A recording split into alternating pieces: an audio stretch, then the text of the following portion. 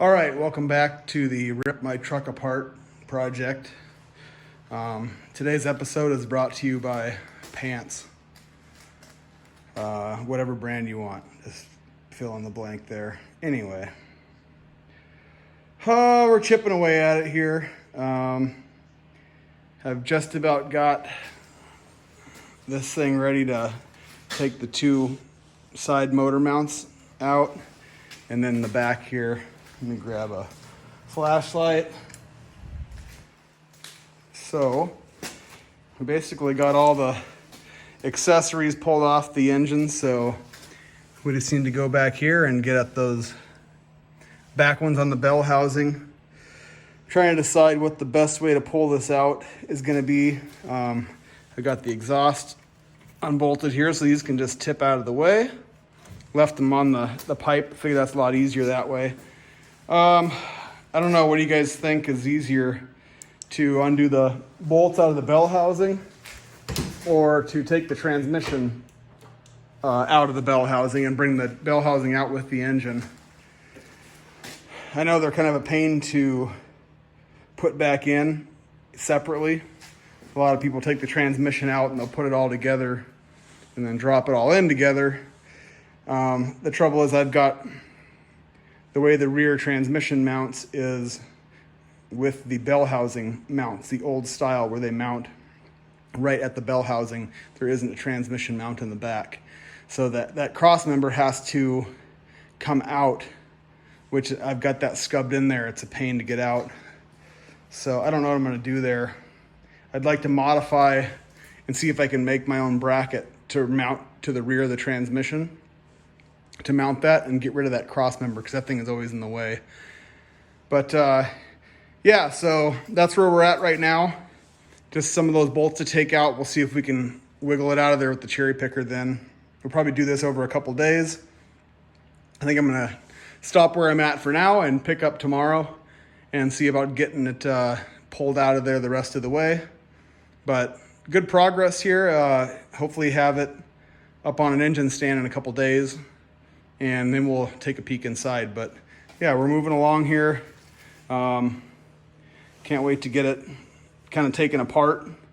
And my plan is to obviously take the intake back off. I think I'm going to pull the heads off because the master, or the manifold gaskets, sorry, the head gaskets are leaking oil like crazy. I don't know if it's really leaking too much on this side. Let me grab the light again, you can see.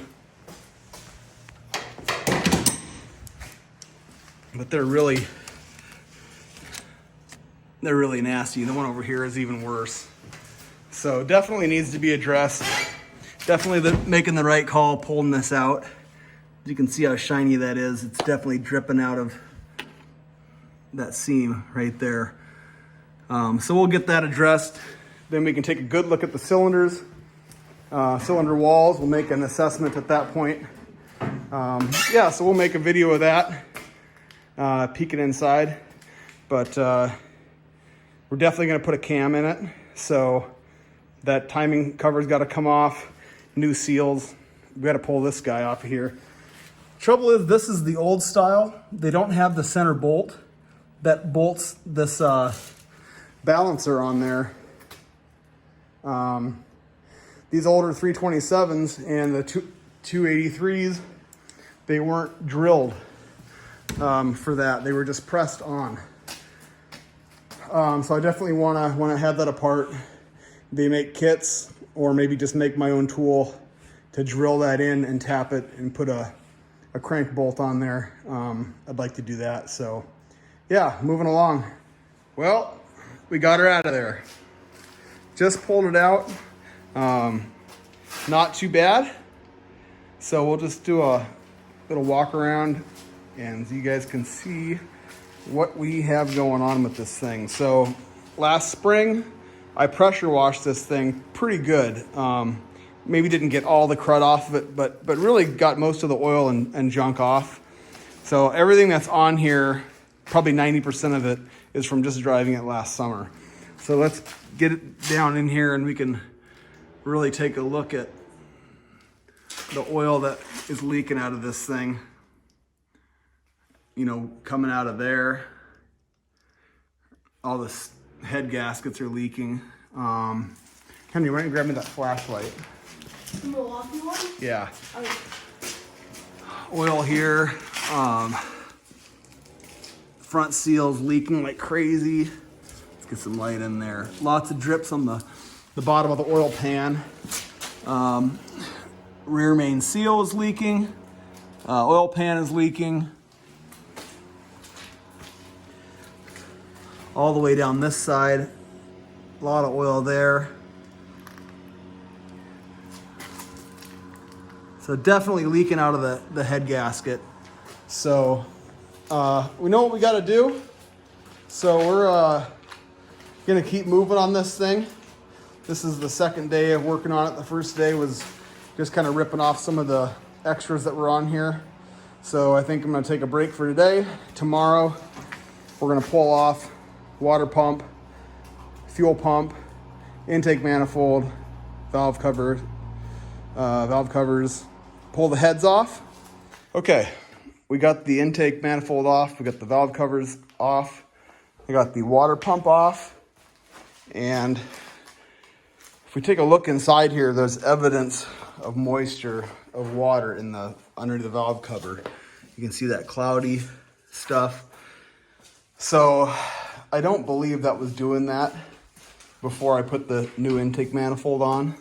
So maybe I didn't get one of these sealed up the greatest. Unless we're leaking, the head gasket is bad, which is very possible as well. But we are gonna pull the heads off. They're all unbolted. We're gonna pull the heads off and take a first peek down inside all the cylinders. So I'm gonna hand the phone off to Henry and we're gonna yank these things off of here. All right, let's pull this first one off of here. Get out of there. Okay. I'm gonna put this down. All right. Let's take the other one off and then we will, let me get these push rods out of here. And then we will, all right, come over here to this side.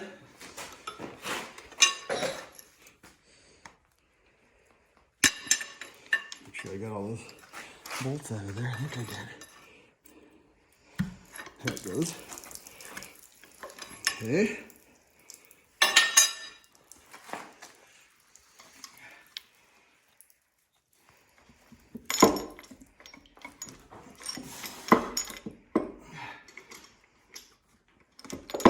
Come on. Almost got it here. All right. Side here. Let me get my flashlight. So I don't think these have been off in a billion years. So let's look inside. We definitely have a ridge in there. It's not too bad, but definitely some wear in there. See if I can find a good combination. See if there's one cylinder that's worse. They say 28 on top of the cylinder. They're still numbered 1, 2, 3, 4. So I don't think this engine has ever been bored over, because it would, I think, typically would say on there,